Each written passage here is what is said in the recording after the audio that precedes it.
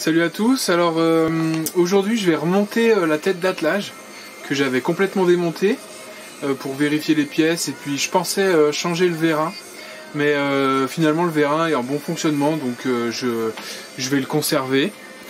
Voilà, donc là j'ai mis toutes mes petites pièces que j'ai à remonter, donc ça c'est l'ensemble, hein.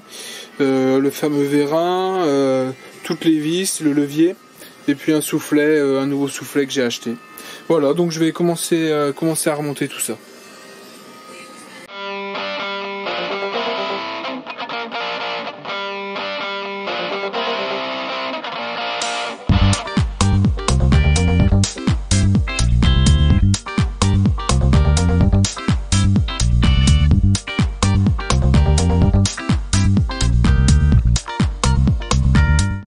Voilà, donc là j'ai remonté le soufflet.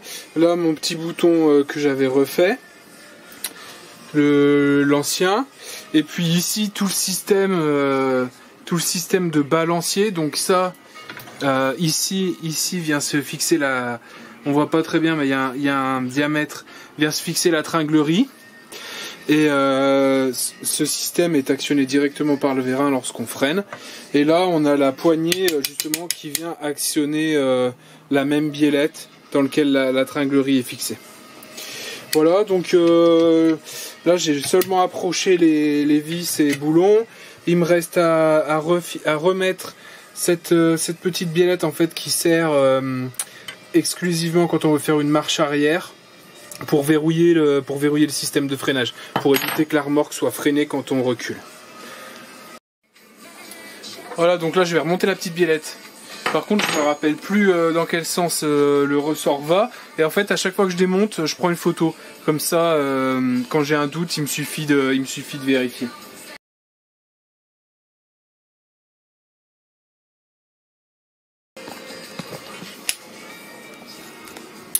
Voilà, donc tout est remonté, le petit système pour verrouiller la remorque en marche arrière, le mécanisme de frein à main avec mon petit bouton que j'ai refait, le soufflet, et puis la tête du crochet. Voilà, il me reste juste à verrouiller toutes mes vis, et puis ce sera terminé. Voilà, donc c'est terminé.